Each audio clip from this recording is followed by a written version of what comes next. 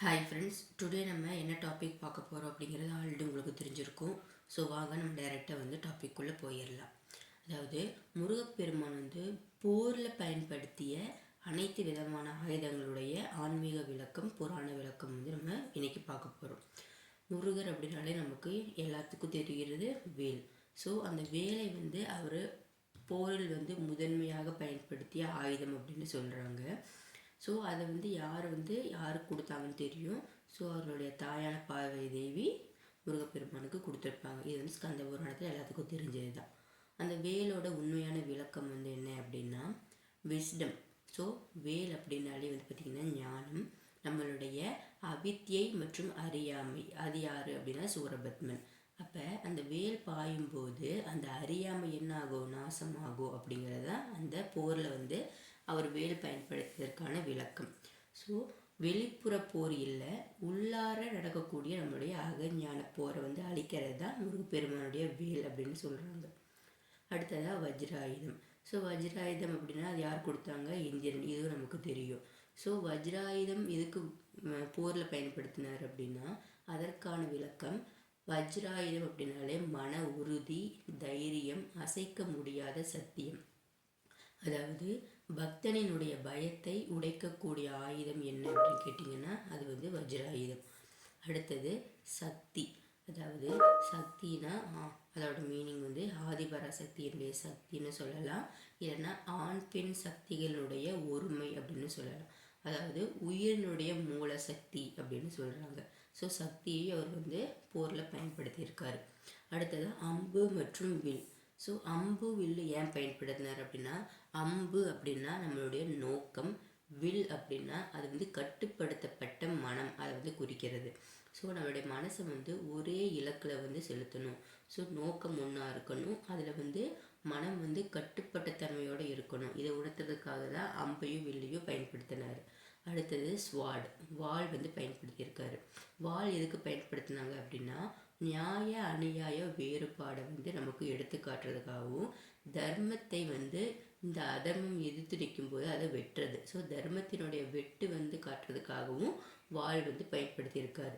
அதாவது பொய்மையை அறுக்கக்கூடிய அறிவு மக்களுக்கு வரணும் அப்படிங்கிறதுக்காக போரில் வாள் பயன்படுத்தியிருக்காரு. அடுத்ததாக ஷீல்டு. ஸோ கேடயமும் பயன்படுத்தியிருக்காங்க.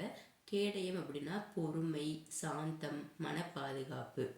அதாவது பக்தனை துன்பத்தில் இருந்து காக்கக்கூடிய கவசமாக கேடயம் இருக்கும் அப்படிங்கிறத நமக்கு உணர்த்துறதுக்காக போரில் கேடயம் பயன்படுத்தியிருக்காங்க. அடுத்ததாக ரோஸ்டர் ஃப்ளாக். நம்ம எல்லாருக்கும் தெரியும், முருகப்பெருமானா வேல் எப்படி ஞாபகத்துக்கு வருதோ அதே மாதிரி சேவர் கொடியும் ஞாபகத்துக்கு வருது. முன்னால் பார்த்திங்கன்னா சூரபத்மன், அதுக்கப்புறமா மாற்றம் வரும்போது அவர் எப்படி இருந்தாலும் மிகவும் கருணையாக இருந்தார். ஸோ அகங்காரம் அடங்கிய பின் ஆன்மீக அடையாளமாக மாறுது. ஸோ அகங்காரம் அதோட அழியாமல் மாற்றம். அடுத்ததாக பீகாக். இது முருகப்பெருமானுடைய மயில் வாகனம். இது நம்ம தெரியும். ஸோ முன்னாடி பார்த்திங்கன்னா சூரபத்மனின் சகோதரன் இது. ஸோ விளக்கம் எப்படி அப்படின்னா பாம்பை, இந்த இடத்துல பாம்பை அப்படின்னா காமம் அப்படின்னு சொல்லுவாங்க. ஸோ பாம்பை வெல்வது, அகங்காரத்தை அடக்குவது. ஸோ மயில் அப்படின்னா தூய்மை அப்படின்னு அர்த்தம். அடுத்ததாக பாசம். ஸோ இது பாசம் அப்படின்னா நம்ம அன்பு வைக்கிறோம் இல்லையா, அந்த பாசம் கிடையாது, நூஸ் அப்படின்னு சொல்லுவாங்க. ஸோ இதை எதற்காக பயன்படுத்தினார் அப்படின்னா தீய சக்திகளை கட்டுப்படுத்துவதற்காகவும் மன அலைச்சல்களை அடக்குவதற்காகவும் இந்த ஆயுதத்தை போரில் பயன்படுத்தியிருக்காரு. அடுத்ததாக அங்குசத்தை பயன்படுத்தியிருக்காரு. இதனுடைய அர்த்தம் தவறான வழியில் செல்லக்கூடிய மனதை திருப்புவது. ஸோ இதை மக்களுக்கு உணர்த்துறதுக்காக தான் அங்குசத்தை போரில் பயன்படுத்தினாங்க. ஸோ முக்கியமான உண்மை அப்படின்னா முருகப்பெருமான் அப்படின்னா யுத்தம் வெளியில் கிடையாது, அது மனிதர்களுடைய உள்ளத்தில் நடக்கக்கூடிய யுத்தத்தை அழிப்பது தான் முருகப்பெருமானுடைய ஆயுதம் அப்படின்னு சொல்ல வராங்க. ஸோ இந்த மாதிரி ஆயுதங்களை அவர் போரில் பயன்படுத்தினார். இதையும் தாண்டி முருகப்பெருமான் பயன்படுத்திய அரிதான ஆயுதம் அப்படின்னா என்ன அப்படின்னா மயில் வாகனத்தின் சக்தி. அதாவது மயில் அப்படிங்கிறது ஒரு வாகனம் மட்டும் கிடையாது. மயில் அப்படின்னா இந்த விஷம், தீமை, பயம் இதெல்லாம் வெற்றி கொள்வது. அதுக்கப்புறமா மயிலின் சிறகுனாலே அது ஒரு பாதுகாப்பு சக்தி தான். அடுத்தது அக்னி சக்தி.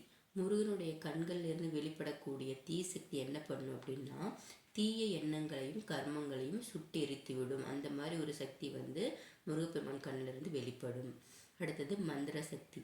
ஸோ சரவணபவ, இந்த ஓம் சுப்பிரமணியாய நமக, இந்த மாதிரி மந்திரங்கள் சரிங்களா, மன உடல் ஆன்மீக தடைகளை வந்து நீக்கும் அப்படின்னு சொல்கிறாங்க. அடுத்தது மிக மிக மிக முக்கியமான ஒரு ஆயுதம் புன்னகை. ஸோ முருகப்பெருமானுடைய புன்னகையே ஒரு ஆயுதம் தான். பக்தர்களுடைய துயரை கரைத்து அவர்களுக்கு நம்பிக்கை தரக்கூடிய ஆயுதம். அடுத்தது இன்னொரு ஆயுதம் மௌன ஆயுதம், அதாவது பேசாமல் உணர்த்தக்கூடிய உயர்ந்த ஆயுதம். ஞானம் நேரடியாகவும் அனுபவமாகவும் மாறக்கூடிய நிலை, இது வந்து மௌன ஆயுதமாக பயன்படுத்தியிருக்காரு. அடுத்ததா சூரபத்மனை இரண்டாக்கிய கருணை ஆயுதம். ஸோ தீசக்தி ஆயுதம், கருணை ஆயுதம், ஞான ஆயுதம், இதெல்லாம் முக்கியமாக அவர் பயன்படுத்திய ஆயுதம். வதம் செஞ்சதுக்கு அப்புறமா சேவலாகவும் மயிலாகவும் மாற்றிய கருணை ஆயுதம். இது வந்து மிகவும் அரிதான ஆயுதம்னு சொல்கிறாங்க. கருணையுடன் கூடிய நீதி சக்தியாக பயன்படுத்திய ஆயுதம். அடுத்தது வேல் ப்ளஸ் பக்தி, இரண்டுமே சேர்ந்துச்சு அப்படின்னா முழு பாதுகாப்பு தான். முருகனின் ஆயுதங்கள் வெளிப்படையாக மட்டுமல்ல, உள்ளார்ந்த பக்தி இருந்தால் அவை நமக்கு தாமாகவே செயல்படும். ஸோ இன்றைக்கி நம்ம முருகப்பெருமான் பயன்படுத்திய ஆயுதங்கள் என்ன அப்படின்னு நம்ம தெரிஞ்சுக்கிட்டோம். ஸோ உங்களுக்கு இந்த இன்ஃபர்மேஷன் வந்து யூஸ்ஃபுல்லாக இருந்துச்சு அப்படிங்கிறத மறக்காமல் கீழே கமெண்ட் பண்ணுங்கள். நம்ம வீடியோ பிடிச்சிருந்துச்சு அப்படின்னா சப்ஸ்கிரைப் பண்ணுங்கள், லைக் பண்ணுங்கள், ஷேர் பண்ணுங்கள். ஸோ நம்ம பிளேலிஸ்ட் இருக்கக்கூடிய எல்லா முருகப்பெருமான் வீடியோஸ் பாருங்கள். ஸோ நல்ல விஷயத்தை 4 பேருக்கு ஷேர் பண்ணுங்கள். நம்ம நாளைக்கு இன்னொரு டாப்பிக்கோட மீட் பண்ணலாம் friends. Bye bye. Thank you all my subscribers and viewers.